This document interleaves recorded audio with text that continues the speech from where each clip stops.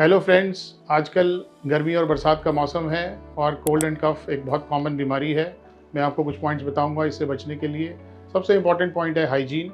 We should keep washing our hands, we should keep sanitizing our commonly used objects like mobiles and pens and etcetera. We should avoid hand shaking, we should avoid touching other people.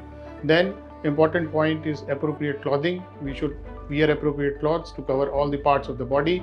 Third point is balanced diet to increase the immunity. We should eat a balanced diet rich in vitamin C and zinc, consisting of green vegetables, fruits, coconut water, lime water. And the finally very important part is wearing a mask.